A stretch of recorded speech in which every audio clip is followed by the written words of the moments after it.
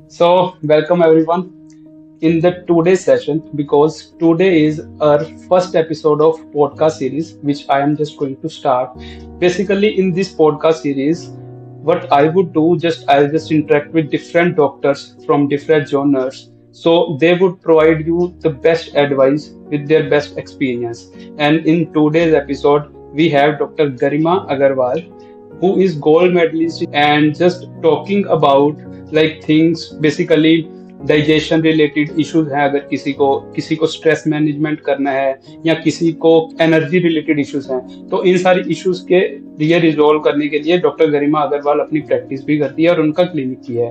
तो हमें आगे बढ़ने से पहले लिटिल बिट ऑफ इंट्रोडक्शन लेंगे डॉक्टर गरिमा से कि उनकी जर्नी क्या रही है, क्या मोटिव था कि उन्होंने यही वाला कैरियर चूज करा और इसको परस्यू कर रही हैं। So doctor Garima, can you please give little introduction about yourself? Hi Chandan. Actually हर किसी का ड्रीम होता है जब डॉक्टर बनने का, तो वो MBBS या MS MD करना चाहता है, राइट?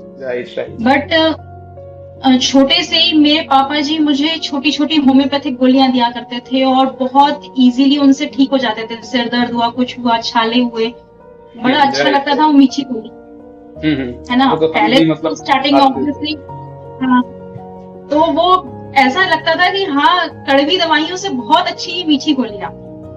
तो उस टाइम से फिर था ड्रीम, तो पहले से ही था ऑब्वियसली डॉक्टर बनने का। बट ये ऐसा फिक्स नहीं था कि MBBS ही करना, ये था कि यदि होम्योपैथी भी मिला तो आई डू। और वो किया, BHMS किया, उसमें फिर गोल्ड मेडलिस्ट रही, इंडिया टॉपर बनी, फाइनल ईयर में इंडिया टॉपर रही। कोलकाता में डॉक्टर मालती हैं, उनका एलन नोबेल अवार्ड चलता है, तो उसको भी मतलब रिसीव किया। वो अचीवमेंट रहा मेरी लाइफ का, बहुत बड़ा इवेंट रहा मेरे लिए। इसके स्पेशलाइजेशन मलेशिया से किया, SCPH, SCPH प्लस और PG नाही, ये सारी और अचीवमेंट्स अपने कैरियर में मतलब इम्प्रूव करने के लिए किया। और प्रेडिक्टिव होम्योपैथी को फॉलो किया। प्रेडिक्टिव मीन्स हम किसी भी बीमारी के जड़ तक जाते हैं।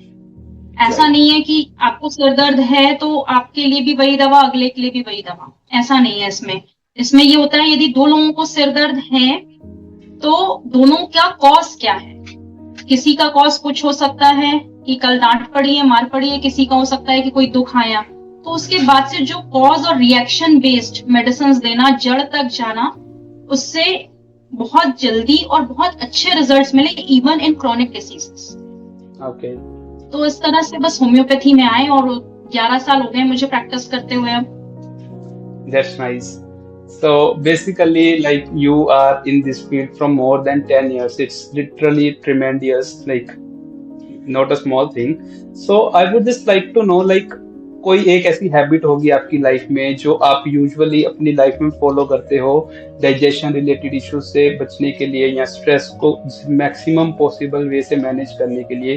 तो व्यूअर्स के लिए वो बेस्ट रहेगा कि आप पर्सनली क्या फॉलो करती है, बिकॉज इंस्पिरेशन जिससे हम ले रहे हैं उनकी क्या इंस्पिरेशन है। That's the best thing that I can think that you can share right now before starting the whole podcast. मेरा पैशन तो डांस है। 2 साल की एज में थी तब से कथक सिखाया था मम्मी ने, तो कथक मेरा मतलब एक फेवरेट रहा है। बहुत टाइम किया, उसके बाद ड्रॉप डाउन हुआ। फिर ऑब्वियसली हर कोई मोटा होने लगता है, मैंने भी वेट गेन किया काफी, क्योंकि एक लाइफ का पार्ट आपका ऐसा होता है कि जब आपके पास खुद के लिए टाइम नहीं होता है, और जब आप ये रियलाइज करते हो कि नहीं, अब अपने लिए टाइम होना चाहिए लाइफ में। तो पहले तो एक्सरसाइजेस मेरे लिए बहुत बोरिंग रही, तो फिर मैंने उसे डांस में मूव आउट किया। और डांस, यदि मैं दिन में सिर्फ 20 मिनट भी डांस कर लूं ना, मेरा पूरा दिन एनर्जेटिक रहता है। उसके लिए फिर मुझे ऐसा नहीं है कि अब मतलब आप कोई भी टेंशन आए ना, वो टेंशन ऐसे लेट गो होती है। तो हर किसी के लिए ये है कि अपना पैशन जरूर फॉलो करे। एक्सरसाइज, डांस, योगा, इनमें से कुछ भी जो आपको कन्वीनियंट लगे वो जरूर करना चाहिए। दिन में 20 मिनट से 30 मिनट्स आपको अपने लिए देना चाहिए, अपनी हेल्थ के लिए। Exactly, right. इसको करते हुए मैंने अभी 6-7 किलो वेट उसके कारण लॉस किया भी है। Okay, great. सो बेसिकली आपका भी मतलब इनडायरेक्टली मोटिव वही है कि बॉडी मूवमेंट इज मस्ट। वो अब हमारे ऊपर है कि जो चीज हमें बेस्ट लगती है, the way we can follow, उस तरीके से करें, but body movement is must, because उसी से हमारी मोस्ट ऑफ द चीजें इंप्रूव होने लगती है, राइट? या ऑब्वियसली। ओके। सो मैंने मतलब ना ऑब्जर्व करा है, और मेरे कई दोस्त भी ऐसे हैं जो मतलब मेरे को खुद बोलते हैं कि यार मैंने ना प्रॉपर स्लीप ली है, लाइक 7 से 8 घंटे सो गए, बट स्टिल सुबह जब उठते हैं वो टायर्ड ही फील करते हैं। तो ये मेरे हिसाब से ना बहुत लोगों की कॉमन प्रॉब्लम बन चुकी है कि tiredness every morning proper sleep के बाद भी। तो इसके ऊपर मतलब आपका क्या मतलब टेक हो सकता है कि what is the main reason behind this? बहुत सारे रीजन है। सबसे पहला तो है कि डाइट ही प्रॉपर नहीं है किसी की। शुगर इनटेक बहुत है। एग्जैक्टली शुगर में मीठा ही नहीं होता, या चाय कॉफी की ही शक्कर नहीं है। आजकल पैक्ड फूड हो गए, है ना, और ये लिक्विड हो गए, बेवरेजेस हो गए, सॉस, हर चीज में शुगर है, रिफाइंड शुगर है। पहले के लोग कहाँ खाते थे? पहले के लोग गुड़ जानते थे, खांड जानते थे, धागे वाली मिश्री जानते थे। राइट। शुगर क्या करती है एग्जैक्टली पता? जब हमने ज्यादा मीठा खाया तो बॉडी का खुद का एक मैकेनिज्म होता है कि हम बॉडी मतलब अपने आप एक हीलिंग पर्पस पे जाती है। हीलिंग प्रोसेस में कैसे? वो ज्यादा इंसुलिन बनाएगी, पैंक्रियास ज्यादा काम करेगा कि ये शुगर का इंटेक, अपटेक, एब्जॉर्प्शन सब कुछ नॉर्मल रहे। हम वो इंसुलिन ज्यादा बना, शुगर ज्यादा कंज्यूम हुई, अगेन आपको वो शुगर एकदम से रिड्यूस होगी और सडन क्रैश में जाती है। वो शुगर क्रैश या रिलेटिव हाइपोग्लाइसीमिया कहलाता है। अच्छा, शुगर ड्रॉप डाउन हुई तो लो एनर्जी होना ही है, फटीग होना है, स्लगिशनेस होनी है। ये तो शुगर एक बहुत छोटी चीज है। इसके अलावा न्यूट्रिशियस डाइट नहीं रह गई। जंक फूड पे लोग बहुत ज्यादा आ गए। आए दिन पिज्जा, जोमेटो, है ना, बहुत कुछ, और ये बर्गर, चाइनीज, इन सब पे ज्यादा है। जब न्यूट्रिशियस में आप फाइबर नहीं लोगे तो कैसे एनर्जी आएगी? फाइबर्स में माइक्रो मैक्रो न्यूट्रिएंट्स होते हैं, वो मिस हो रहे हैं। राइट। पानी का इंटेक बहुत कम है। अच्छा, पानी जितना कम पिएंगे उतना ब्लड फ्लो कम होगा ना, प्रॉपर ब्रेन तक नहीं जाएगा। राइट। क्योंकि बॉडी ही 70% वाटर से बनी है। ब्रेन में यदि ऑक्सीजन नहीं पहुंची, ब्रेन को प्रॉपर ब्लड नहीं मिला, आप ऑब्वियसली हमेशा थके हुए। मेंटल फटीग तो पहला है। सेकेंडरी फिजिकल लेवल पर भी आपको ड्रेन्ड फील होगा। ओके। और कुछ बीमारियां हैं जैसे हीमोग्लोबिन, वो बहुत लो रहता है। फीमेल्स में अक्सर देखना मेंसेस होते हैं तो बहुत ज्यादा ब्लीडिंग हो जाती है, किसी किसी को बहुत प्रोफ्यूज रहती है और उन्हें पता ही नहीं, बस कहते रहेंगे हाँ ब्लीडिंग ज्यादा है। चेक ही नहीं करवाते। इतने पेशेंट आते हैं, हीमोग्लोबिन टेस्ट कराओ तो 6 निकल रहा है, 7 निकल रहा है। राइट। और अवेयरनेस ही नहीं है उस चीज की, बिल्कुल अवेयर नहीं है कि अपना एक कंप्लीट ब्लड चेकअप करवाएं, हेल्थ चेकअप हो ईयरली, वो चीजें नहीं है। ब्लीडिंग की वजह से हो जाता है। Must, I just feel like कि अगर हम साल में एक बार भी करवा ले, वैसे बट आई यूजुअली प्रेफर कि मैं 6 to 7 months बाद एक करवाता हूँ, बट आई थिंक अगर एक साल में भी बंदा करवा ले तो मैं एटलीस्ट इतना पता होता है कि जो बेसिक हमारे अंदर न्यूट्रिएंट्स की कमी है एटलीस्ट हम उनको तो फुलफिल करें। सो दैट्स ऑल्सो इम्पोर्टेंट कि हमें हेल्थ चेकअप करवाना चाहिए, राइट? ईयरली बहुत जरूरी है। लोग उसे मिस करते हैं। अच्छा, सिम्टम्स भी आते हैं, ऐसा नहीं आपको थकान सी लग रही है ना, या फिर आपको घबराहट हो रही है, सांस लेने में थोड़ी सी दिक्कत हो रही, शॉर्टनेस हो रही, लेकिन इंसान अवॉइड करता है। फीमेल्स तो बहुत ज्यादा अवॉइड करती हैं, अरे चलता है चलता है, एकदम से देखो सडन ड्रॉप 6 हीमोग्लोबिन। थायराइड को अवॉइड करते हैं लोग।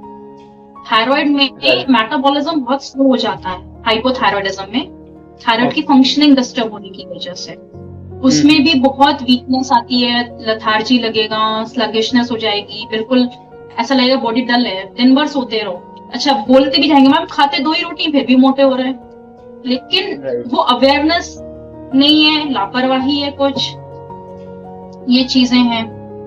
सेडेंटरी हैबिट्स हैं, अक्सर बस आजकल मोबाइल पकड़ा दो, रील्स देख लें बहुत, और अपना चल रही है, जिंदगी चल रही है। एग्जैक्टली। तो सेडेंटरी हैबिट्स बहुत बुरी है। वो द मेन इशू क्या है कि हमें आजकल नींद भी क्यों नहीं आ रही? क्यों हमारा स्क्रीन टाइम बहुत ज्यादा है। सोने से पहले जब हम 1 घंटा पहले हम स्क्रीन को नहीं छोड़ेंगे तो हमें नींद कैसे आएगी? अब उसके कारण इशू क्या होता है कि जब हम सुबह टायर्ड फील करते हैं, हमारे पास एनर्जी नहीं होती, तो हमारा मेन फोकस क्या रहता है कि हम कॉफी पी के या कोई एनर्जी ड्रिंक पी के थोड़ा बेटर फील करें। तो मेरे को ये भी बहुत कंसर्न लगता है कि इट्स ओके कि कॉफी ठीक है, हमारे लिए हेल्थ के लिए ऑप्शन है, बट सुबह उठते ही सबसे पहले कॉफी पीना या हेल्थ ड्रिंक्स पीना, आर दीज ओके? नहीं, बिल्कुल भी नहीं। कॉफी एग्जैक्टली एक एसिडिक ड्रिंक है। ओके। बॉडी में स्टमक जो है वो भी HCl प्रोड्यूस करता है, वो भी एसिड है। राइट। तो जब हम बॉडी में मतलब उठते से तो हमें कोई अल्कलाइन या नॉर्मल जैसे नींबू शहद पानी इस टाइप की ड्रिंक्स लेनी चाहिए जो बॉडी को डिटॉक्सिन करे, है ना, या फिर अल्कलाइन बेस बनाए, क्योंकि रात भर की फास्टिंग है, कम से कम 8 घंटा तो इंसान नहीं ही खा रहा है। रात में यदि 8 बजे खाया तो सुबह एग्जैक्टली 7 बजे ही कुछ डाइट मिलती है। वैसे तो 11 घंटे की फास्टिंग होती है, बट आजकल लोग 8 नहीं 11, 10, 12 बजे तक भी खाते हैं। तो वो जो फास्टिंग टाइम है तो एसिड बॉडी में तो बन रहा है ना, HCl प्रोड्यूस हो रहा है। अब कॉफी लिए जब हमने तो वो अंदर की जो स्टमक की लाइनिंग में HCl है, वो HCl और ये एसिड और मिला तो स्टमक के अंदर की लाइनिंग डिस्ट्रॉय करेगा। ओके, सो बेसिकली तो उसको बैलेंस करना है, एसिड को हम और बढ़ा रहे हैं और कैफीन का एब्जॉर्प्शन बहुत जल्दी होता है उसमें। ओके, तो ये सब तो अवॉइड करना चाहिए। So basically lemon water is better than like हम जो कॉफी सुबह पी रहे हैं। चाय लोग तो सुबह उठते ही चाय ले लेते हैं, चाय की जगह फिर मेरे हिसाब से लेमन वाटर या कुछ अपना चिया सीड्स वाटर वगैरह शुड बेटर इज बेटर। पहले मैं भी चाय लेती थी, जब एक्चुअली क्या होता है नॉलेज आते आते ही चीजों में समझ आता है। मैंने टोटली चाय बंद कर दी है, मॉर्निंग टी टोटली बंद। ब्रेकफास्ट के बाद थोड़ी सी कॉफी लिए तो लिए, अदरवाइज स्किप ही है, टोटल स्किप है। राइट। सो आपके पास तो बहुत सारे केसेस आते होंगे, पेशेंट्स आते होंगे, कोई ऐसा मतलब केस जो आपने लिटरली आपको अभी भी याद है कि ड्रास्टिक चेंजेस देके just because of lifestyle changes? So if that is there, तो बेसिकली उन्होंने क्या लाइफस्टाइल चेंजेस करे और how much time it took to just get benefited? एक पेशेंट गॉल स्टोन रिमूवल हो गया, गॉल स्टोन की वजह से गॉल ब्लैडर का रिमूवल हो गया था। तो उनमें भी काफी ड्रास्टिक चेंजेस हुए। लोग कहते हैं ना गॉल ब्लैडर निकल गया अब तो खाना खाना मुश्किल, कोई भी चीज पचती ही नहीं। गॉल ब्लैडर एक बहुत बड़ी चीज है, बहुत बड़ा ऑर्गन है हमारे लिए, है ना, है छोटा सा बट उसकी वैल्यू बहुत है। लेकिन उनकी सिर्फ मैंने डाइट प्लान प्रॉपर कर दी। वो दिन में 2 बार खाती थी, सुबह खा लिया उन्होंने 11 बजे और रात में 8 बजे, और इतनी सीवियर एसिडिटी कि वो दिन में 3-3, 4-4 पेंटॉप पे चल रही थी। फिर उनकी पेंटॉप ड्रॉप करवाई, कुछ होम्योपैथिक मेडिसिन दी, 2-3 महीने ट्रीटमेंट में रखा, बहुत ज्यादा टाइम भी नहीं लगा, बिल्कुल टोटल रिकवर्ड है आज की डेट में। और उनकी डाइट में ये किया कि मॉर्निंग में ब्रेकफास्ट में आप स्प्राउट्स वगैरह लीजिए, साथ में एक बनाना या अनार, कोई भी अपना एक फ्रूट प्रॉपर, है ना, पपाया ले सकते हैं मॉर्निंग में ये। उसके आधे घंटे बाद आप थोड़ी सी कॉफी टी आप जो भी लेना चाहें 2 बिस्किट के साथ। फिर लंच अपना लीजिए 4 घंटे के गैप पे, तो उसमें आप अपनी दाल प्रोटीन वाला, मतलब प्रोटीन डाइट इज इम्पोर्टेंट ना, 1 कटोरी दाल जरूरी, 1 कटोरी दही जरूरी, सैलेड जरूरी। अब आप उसमें 2 रोटी खाएं या चावल खाएं, वो मर्जी आपकी। और चावल भी कोशिश करें मार निकाल कर, मीन्स डायरेक्ट ऐसा कुकर में पका हुआ चावल नहीं, क्योंकि कार्बोहाइड्रेट अपना ड्रेन हो जाता है, जो एक्स्ट्रा है चावल जो होते हैं हमारे पिच निकाल के, जिसे राइट, उसका मान स्ट्रेन कर देते हैं ना, वो बहुत यूजफुल है। और फिर इवनिंग में अगेन थोड़े से स्नैक्स में आप कुछ भी ऐसी चीजें जैसे मुरमुरे की भेल हो गई, चने हो गए, चने में सैलेड डाल के ले लें। और रात का खाना 7:30 से 8 के बीच में मैक्सिमम हो जाए, और उसमें मैक्सिमम मूंग चीला, रागी की रोटी, गेहूं को अवॉइड करवाया थोड़ा रात में, गेहूं हो गया, शुगर अवॉइड करवाई। बहुत बहुत हेल्दी लाइफ जी रही है, और आज उनका डाइजेशन नॉर्मल इंसान से बहुत अच्छा है। ऑब्वियसली नॉर्मली वो कॉन्स्टिपेट नहीं होते, उनको कोई, हाँ, तो ये चीजें बहुत मैटर करती हैं। यदि आप कोर मल्टीपल डाइट्स इंपॉर्टेंट होती हैं, लोग 2 डाइट में ही रह जाते हैं, कितना अवॉइड करते हैं, अरे हो गया खा लिया, एक बार खा लिया, अच्छे से खा लो, यहाँ तक गले तक भर के खा लो, लेकिन एक बार खा लो, वो चीजें नहीं है। मतलब थोड़ा थोड़ा खाओ, बट दिन में 3-4 बार करके खाओ, राइट? 4 टाइम्स कंपलसरी है, ब्रेकफास्ट जरूरी, लंच जरूरी, इवनिंग स्नैक्स जरूरी। आपका थोड़ा सा डाइट भी आपको पूरी एनर्जी दे, और न्यूट्रिशियस खाइए, मेन तो ये है ना। Right right right. अब आप बोलो शाम को खा रहे हैं तो चाउमीन खाया है बाजार में, तो वो सही नहीं। वो तो है, मतलब हफ्ते में भी एक आधी और बार चीट। Yes right. हाँ, चीट डाइट लेनी भी तो आप once a week, once in 15 days. Right right. मतलब होता क्या है कि अब मेरे साथ खुद होता है कि अगर मैंने चीट डाइट ली तो फिर वो 1 से 2-3 बार भी हो जाती है, but I just try to stop it, but still वो हो जाता है। बट वही है कि अगर मैं ले रहा हूँ तो फिर 2-3 बार हो जाएगा, बट अगर मैं नहीं ले रहा फिर मेरे 15 दिन 20 दिन ऐसे बिल्कुल बिना चीट डाइट के भी हो जाते हैं। तो what I feel is like, ठीक है, फिर अगर वो 2-3 बार एक बार ले लिया, बट अगर मैंने नेक्स्ट 15 डेज कंट्रोल कर लिया, देन इट्स ऑल्सो फाइन। 2-3 बार लिया, जैसे आपने फॉर एग्जाम्पल आज कहीं पार्टी में जाना है, आपने लिया, नेक्स्ट डे आप अपना बहुत बैलेंस्ड रखिए, जैसे सैलेड पे, फ्रूट्स पे, पानी को ध्यान दीजिए कि अपना 3 से 4 लीटर पानी हो जाए, तो वो आपको बैलेंस कर देगा। उस दिन कैलोरी डेफिसिट कर लीजिए ना, तो वो आपको बैलेंस कर देगा। ठीक है। वंस इन अ वीक भी हुआ, आपका 2 डेज भी हो गया किसी वजह से, तो आपको नेक्स्ट डे फाइबर्स ज्यादा कंटेंट यूज करना है। Right right right. और गेहूं यदि अवॉइड कर सके, गेहूं आप मॉर्निंग में लीजिए, क्योंकि गेहूं भी कंपलसरी अनाज है, ऐसा नहीं है। लेकिन उसके अलावा रागी है, बाजरा है, ज्वार, जवा, चने का आटा, बेसन, ये बहुत ऑप्शन है, इनकी रोटियां बनवा के रात में खाई जा सकती है। पहले के लोग कहाँ जानते थे गेहूं मोटा अनाज चलता था, और कितने हेल्दी फिट रहते थे। Right right. तो अब जैसे आपने बहुत सारे ऑप्शंस हमें बताए हैं, तो इनमें से कुछ स्पेसिफिक वैसे ऑप्शंस जो may be can create digestion issues और मे बी ब्लोटिंग और एसिडिटी, तो मतलब कुछ ऐसे कॉम्बिनेशन जो हमें अवॉइड करने चाहिए ताकि ये वाले इश्यूज हमें ना आए, क्योंकि होता क्या है कई बार कि the food items are good, but if they combined with the wrong food items, then they can create acidity और bloating. So वो कुछ combination जिसको हमें basically avoid करना चाहिए। मिक्स फ्रूट जूस वगैरह अवॉइड करना चाहिए। जूस लेना तो एक उसका मिक्स वेजीज जूस चलता है, मिक्स फ्रूट जूस नहीं लेने चाहिए। नॉर्मली नहीं तो सब क्या करते हैं, अनार भी डाल दो, पपाया भी डाल दो, ये भी डाल दो, वो चीज ना करें तो बेटर है। So basically सबकी प्रॉपर्टी अपनी अलग है। वेजीज में तो चुकंदर टमाटर का चल जाता है, उतना वो कोई इश्यू नहीं है, वो कभी आपको प्रॉब्लम भी नहीं करेगा। पर फ्रूट्स में सबके अपने अपने एंटीऑक्सीडेंट है और विटामिन है, मिनरल है, सबका गुण अलग है।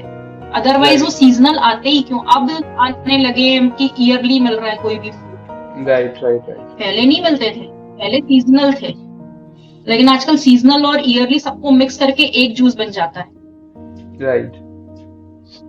सो बेसिकली वही है कि हमें फ्रूट्स में अगर हम जूसेस ले रहे हैं तो एक तो या तो अवॉइड करें या तो एटलीस्ट उनका ही कॉम्बिनेशन बनाए जिसमें जिनकी क्वालिटी सेम है, इंस्टेड ऑफ कि कोई भी मतलब इंक्लूड कर लिया, मिक्स जूस बना दिया। ऐसे होते हैं अनाज में, तो आप किसी को भी मिक्स कर सकते हो, ऐसा कुछ नहीं है। बस एक बाजरा रहता है, वो ठंड का अनाज है, ये ठंड में ही लें, गर्मी में अवॉइड करें, बाकी ऐसा नहीं है।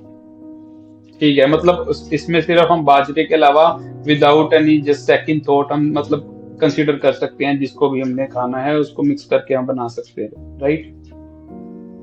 यस। ओके, सो एक मेरे दिमाग में ना ये भी आ रहा था कि जो आजकल सप्लीमेंट्स चल रहे हैं, फॉर एग्जांपल अपना विटामिन की हमारे अंदर यूजुअली कमी होती ही है, तो अब हम एक्चुअली अब उसको तो कंप्लीट नहीं कर पाते, हमारी डाइट भी उतनी नहीं है, तो लोग सप्लीमेंट्स लेना शुरू कर देते हैं। तो ये कितनी हद तक सही है, ये हमें कंटिन्यू करना चाहिए या फिर हमें एक्चुअल हमारे फूड सोर्सेज के ऊपर ज्यादा ध्यान देना चाहिए? देखिए, बहुत ज्यादा डेफिशिएंसी है तो ऑब्वियसली मेडिसिनल डिपेंडेंट होना पड़ता है कुछ समय के लिए, है ना। ट्रीटमेंट भी जरूरी होता है। अब किसी का बहुत ही विटामिन डी लो है तो विटामिन डी सेशेस लेने पड़ते हैं, या मल्टीविटामिन जैसे किसी का कम है ना, तो वो सब लेना पड़ता है। लेकिन जब बहुत डेफिशिएंसी है, थोड़ा बहुत लो है, तो पहले डाइट से फुलफिल करने की कोशिश करनी चाहिए। और यदि आप अपना proper salad, green veggies, fruits, इनके कंजप्शन प्रॉपर करते रहेंगे तो वैसे भी डेफिशिएंसी के चांसेस मतलब ना के बराबर ही रहते हैं।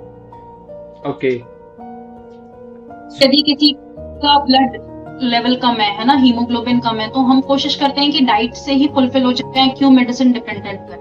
Right. So first preference is always a diet until and unless it's just an emergency. Once it is not an Yes, emergency, we would definitely try to get it done from the fruits or other veggies and all, right? या okay, obviously. सो अगर हम foods वगैरह की बात कर रहे हैं तो ऐसा तो नहीं है कि हर फूड अच्छा है। तो कुछ ऐसे फूड आइटम्स जो यूजुअली हमें लगते हैं कि बेस्ट हैं, हम सबसे सुनते हैं कि यार ये खा लेना चाहिए, बट एक्चुअली वो नहीं है, क्योंकि वो नॉर्मल बंदे को कभी नहीं पता लगेगा कि। बट आप गाइड करिए कि कौन कौन सी फूड आइटम्स हैं जो हमें हेल्दी लगती है बट एक्चुअली हेल्दी नहीं है, और हेल्दी नहीं है तो किस टाइम पीरियड में हेल्दी नहीं है या क्या रीजन है। ओके, शुगर का तो मैंने बताया भी था कि refined sugar is not good. Better है कि हम गुड़, खांड या धागे वाली मछली लें। Second is refined oil. Okay, इसका रीजन है कि उसमें सैचुरेटेड फैटी एसिड ज्यादा है। लोग सोचते हैं फैट नुकसान करता है, फैट नहीं करता। फैट भी दो तरह का होता है, अनसैचुरेटेड एंड सैचुरेटेड, राइट? तो unsaturated is useful for body. क्यों? क्योंकि फैट भी है जो सेल्स को मेटाबॉलिज्म में हेल्प करता है, सेल्स को न्यूट्रिशन देता है, तो fat are good. But unsaturated one, saturated fatty acids, या ओके, सैचुरेटेड फैटी एसिड्स होते हैं रिफाइंड ऑयल में। तो और रिफाइंड ऑयल बनता कैसे है? तो बहुत ज्यादा हाई टेम्परेचर में उसे बनाया जाता है। तो हाई टेम्परेचर पे जब होता है तो जो उसकी न्यूट्रिशन है वो न्यूट्रिशनल वैल्यू फिनिश्ड, वहां पर वो सिर्फ एक टॉक्सिन रह गया। तो जब भी हम उसे कंज्यूम करते हैं तो वो टॉक्सिन्स ही हमारी बॉडी में जा रहे हैं। उससे बेटर ऑप्शन हम देखें तो फिल्टर्ड ऑयल है, वो थोड़े बेटर हैं, उनमें सैचुरेटेड फैटी एसिड्स कम है। या फिर आपकी सरसों का तेल है, वो बहुत अच्छा माना जाता है खाने के लिए। राइट। और घी अच्छा है, लेकिन एक क्वांटिटी लिमिटेड होनी चाहिए। लोग ऐसा नहीं कि कटोरी कटोरी भर घी डाल लें सब्जियों में, दाल में, वो चीज सही नहीं है। सो बेसिकली कितना घी हम पर डे ले सकते हैं जो हेल्दी कंसीडर करा जा सकता है? Something 1 spoon 1 tablespoon is healthy. या ओके, ठीक है। सो वही चीज है कि कोई भी क्वांटिटी अगर चीज हम हेल्दी फूड की भी ले रहे हैं, बट वो भी एक मॉडरेशन में लेनी चाहिए। अगर मॉडरेशन से ज्यादा लेंगे तो ऑब्वियसली वो भी हमें इश्यूज क्रिएट करेगी। ऑब्वियसली फैट ज्यादा कंज्यूम करेंगे तो अब हार्ट डिसीज, ये कितना ज्यादा सुनने में आता, हार्ट अटैक आ गया। व्हाई? बिकॉज ब्लॉकेज हो रहा है, फैट डिपोजिशन ही है आर्टेरियोस्क्लेरोसिस एंड एथेरोस्क्लेरोसिस। तो जब आर्टरीज ब्लॉक होंगी तो हार्ट अटैक के इश्यूज बढ़ेंगे ही, डायबिटीज बढ़ेगी, ओबेसिटी बढ़ेगी। आपका डाइट पे ही तो है सारी चीजें। एग्जैक्टली। सो डाइट तो हमारा एक एस्पेक्ट है ही basically, but what I believe is कि डाइट को सही करने से हमारा ओवरऑल बॉडी तभी सही होगी अगर हम स्ट्रेस को भी मैनेज करेंगे। क्योंकि आजकल तो स्टूडेंट्स में, जो हमारे कॉर्पोरेट एम्प्लॉइज हैं, उन सब में ना स्ट्रेस का इशू बहुत चलता है। तो स्ट्रेस मैनेजमेंट के लिए बेसिकली क्या करना चाहिए हमें, और कॉमन सिम्टम्स क्या है कि हमें स्ट्रेस है? क्योंकि एक तो यूजुअल है कि थोड़ी बहुत टेंशन तो सभी को है, बट कईयों को क्रोनिक स्ट्रेस इश्यूज होते हैं। तो उनके मेन सिम्टम्स क्या हम देख सकते हैं कि अगर ये इनमें से 3-4 सिम्टम हमें दिख रहे हैं तो हमें उसके ऊपर एक्शन लेना चाहिए, डॉक्टर की एडवाइस लेनी चाहिए। लोगों को नाखून खाने की आदत होती है, बिल्कुल नेल बाइटिंग, लिप्स बाइटिंग, अंदर चीक बाइट करते रहेंगे। किसी जैसे इंटरव्यू है फॉर एग्जांपल, मुझे ही होता है स्ट्रेस और मैं आपके सामने बैठी हूँ, तो मैं अभी ऐसे लिप मतलब नेल बाइट कर रही होती है या लिप्स, अरे बाप रे, एक घबराहट।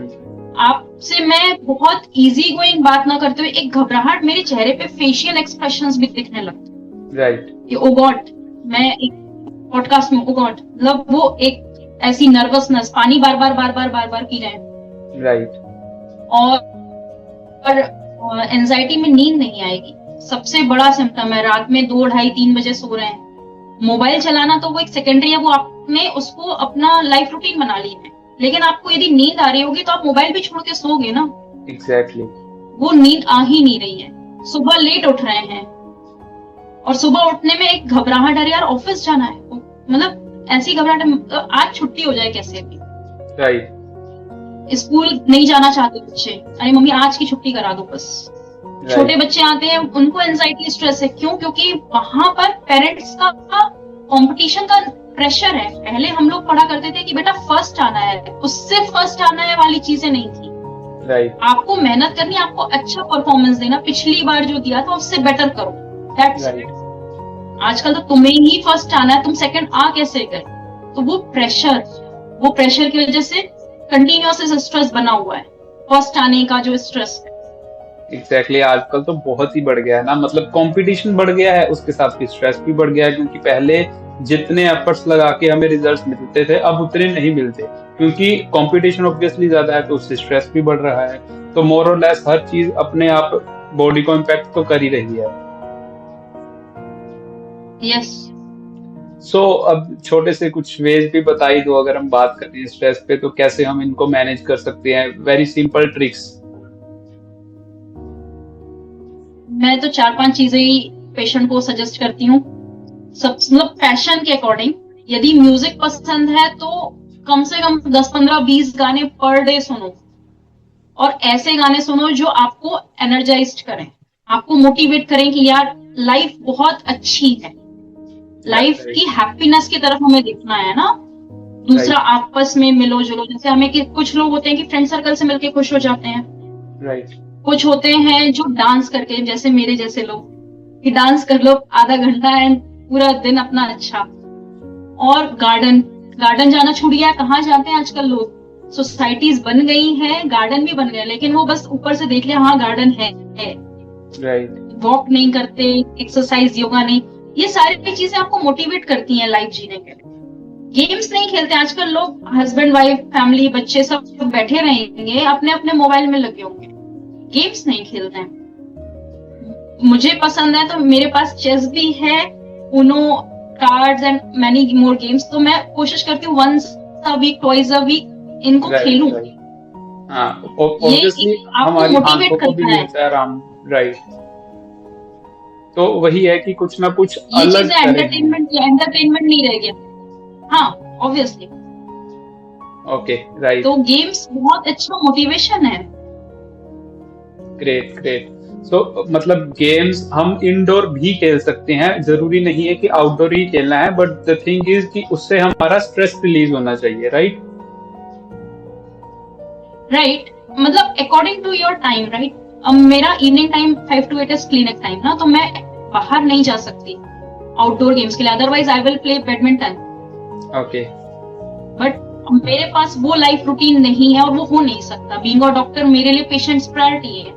Right. तो रात में 10 बजे अपना आफ्टर डिनर प्रॉपर फ्री होके आप इंडोर गेम्स पे आ सकते हो। Music Right. मेरी प्रायोरिटी है कि दिन में 1 घंटा सुनना है, that is my priority.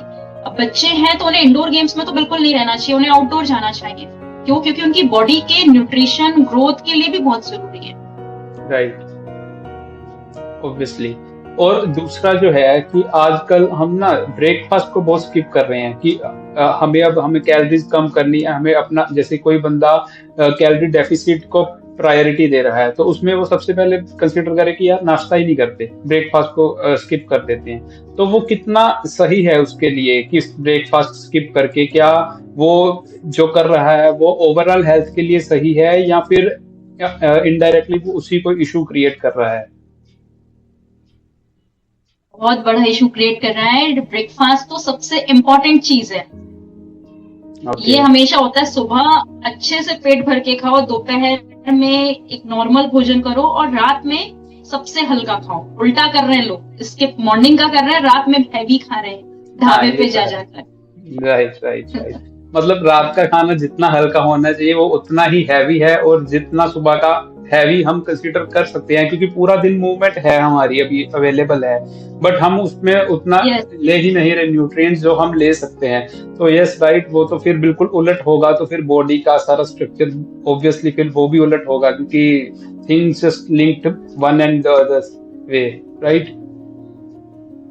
Yes.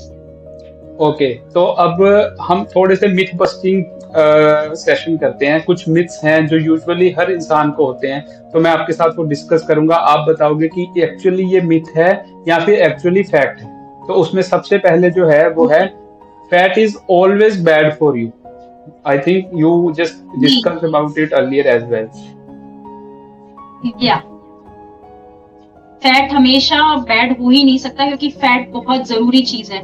Liver और गॉल ब्लैडर है, ये फैट मेटाबॉलिज्म के लिए ही बने हुए ऑर्गन्स हैं.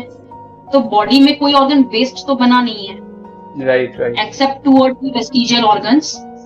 तो फैट बहुत जरूरी है. फैट सेल के न्यूट्रिशन के लिए, उसके वर्किंग के लिए बहुत इंपॉर्टेंट चीज है. बस अनसैचुरेटेड लें, सैचुरेटेड अवॉइड करें, ये इंपॉर्टेंट है. एलडीएल कोलेस्ट्रॉल बढ़ाता है सैचुरेटेड फैट, तो वही हार्ट इश्यूज, ओबेसिटी का कारण है. तो ये चीज हमें समझनी है कि हम सैचुरेटेड फैट ले रहे हैं या अनसैचुरेटेड ले रहे हैं. ओके, सो बेसिकली हमारी फैट की जो रिक्वायरमेंट हमें पूरी करनी है वो हमें अनसैचुरेटेड से करनी है और अवॉइड करना है मैक्स टू मैक्स सैचुरेटेड जो फैट्स हमारे पास हैं उनको हम ना कंज्यूम करें. यस, ठीक है. और दूसरा मिथ है कि eating late at night always cause weight gain. तो ये कितना सही है या मिथ है? एग्जैक्टली जैसे रात में वो लोग ज्यादा प्रेफर कर रहे हैं जो जाग रहे हैं, तो उनकी डाइट तो 8 बजे 9 बजे 10 बजे खाना हो चुका है. उसके बाद जो स्नैक्स एक्स्ट्रा चलते हैं ना, वो कराते हैं वेट गेन. बेसिकली वही है कि eating late at night is not always bad if we are having our actual food items at the 10 or 11 p.m. और हम कैलोरी डेफिसिट में हैं, तो तब वो ओके है. इशू तभी क्रिएट करता है जब हम एक्स्ट्रा कैलोरीज की तरफ चले जाते हैं other than our dinner, right?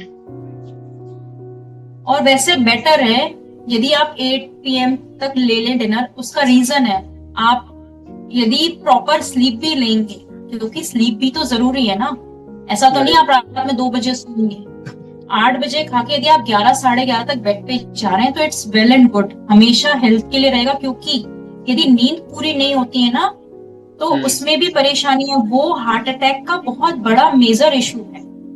Okay, heart attack का, डायबिटीज का, ओबेसिटी का, और भी बहुत सारी बीमारियां उससे रिलेटेड है. 6-7 घंटे की नींद कंपल्सरी है. ठीक है. सो बेसिकली वही है कि एक चीज हम अगर मिस करेंगे तो दूसरी ऑटोमेटिकली मिस हो रही है. तो बेटर यही है कि हम खाने को भी सही टाइम पे खाएं, सो दैट हमारा नेक्स्ट स्टेप जो हमारी स्लीप है वो स्लीप साइकिल भी सही रहे, सो दैट हर एक चीज लिंक्ड है हमारे लिए. अगर लेट सोएंगे, लेट उठेंगे, फिर वही वो सेम साइकिल घूमता चला जाएगा. Yes, obviously. ओके, सो अभी मेरे हिसाब से most of the myths have already covered. I had 5 to 6 myths, but you already discussed at the beginning, obviously. So I don't think like it's just useful to discuss all these again because our viewers are so smart. वो उनको पता चल गया है already. आपने जो सारे tips and tricks बताई हैं, तो बेसिक वही थे कि हमारी जो स्ट्रेस मैनेजमेंट, हमारी डाइजेशन या फिर और इश्यूज हैं उनके लिए हम कैसे काम कर सकते हैं, उस पर हमारा डाइट का कैसे इम्पैक्ट पड़ेगा, हमारी स्लीप साइकिल का कैसे इम्पैक्ट पड़ेगा. तो ये ओवरऑल चीजें जो हमें, अगर हम इन सब पे धीरे धीरे काम करेंगे तो in long time just like 3 months और 6 months ड्रेस्टिक चेंजेस हम देख सकते हैं, जैसे कि आपने बताया आपके पेशेंट में भी चेंजेस हुए हैं. तो अगर मेरे व्यूअर्स में से कोई आपसे एडवाइस लेना चाहता है या उनको लगा कि नहीं यार मेरे को डॉक्टर से पर्सनली और इन डिटेल चाहिए, क्योंकि इस सेशन में उतना डीप हम जा ही नहीं पाए और पर्सनल जो ट्वीक्स होते हैं वो ऑब्वियसली बेटर होते हैं, हर इंसान की बॉडी अलग है, तो वो आपसे कैसे कनेक्ट कर सकते हैं, थोड़ा सा उनको बताइए. I am running a YouTube channel, doctor Garima Gaurav Agarwal नाम से यूट्यूब चैनल है मेरा. ओके. और फेसबुक पे भी कनेक्ट हो सकते हैं सेम नाम से, डॉक्टर गरिमा गौरव अग्रवाल. और इंस्टा आईडी है एक डॉक्टर गरिमा साची नाम से है, वो मेरा शादी से पहले का है. और अभी एक न्यू बनाई है डॉक्टर गरिमा गौरव. तो इनमें आप कभी भी मैसेज कर सकते हैं, किसी भी तरह से कमेंट कर सकते हैं. I will respond each and everyone. Okay, great. So guys, अगर आपको डॉक्टर गरिमा से कोई भी एडवाइस चाहिए या कंसल्टेशन चाहिए तो आप इनको इंस्टाग्राम पे करेंगे, चाहे आप फेसबुक पे कनेक्ट करेंगे, she would definitely reach you out back. So उसमें कोई इशू होने नहीं वाला. तो आप इनसे अगर कुछ भी पूछना चाहते हैं तो आप पूछ सकते हैं. सो अभी पॉडकास्ट खत्म करने से पहले I would just thanks a lot to Dr. Garima because she took so much of time from her busy schedule। और मेरे को जहाँ तक लगता है कि ये भी आपका इस टाइम पे कुछ अपॉइंटमेंट्स ही होती हैं, आप बीच में बोल भी रहे थे कि ठीक है आप पेशेंट्स आएंगे तो थोड़ा सा डिले कर लेंगे। So that's a big step, because the thing is कि knowledge sharing is must for the audience. Because हम लोगों को ये कई बार तो ऐसे लग रहा होता है कि हम सही ही कर रहे हैं, बट इनडायरेक्टली हम गलत कर रहे होते हैं। तो उसमें रोल आता है डॉक्टर की स्पेशलाइज्ड नॉलेज का। जो हमने आपसे पूछा कि क्या स्लीप साइकिल का इम्पैक्ट पड़ता है, whatever we just discussed, it was really great for the audience as well. So I am damn sure that our viewers must be benefited from this. So thanks a lot once again for coming in this podcast. In future we would definitely in connection, और अगर कुछ future में बना तो definitely will connect it out. You're most welcome.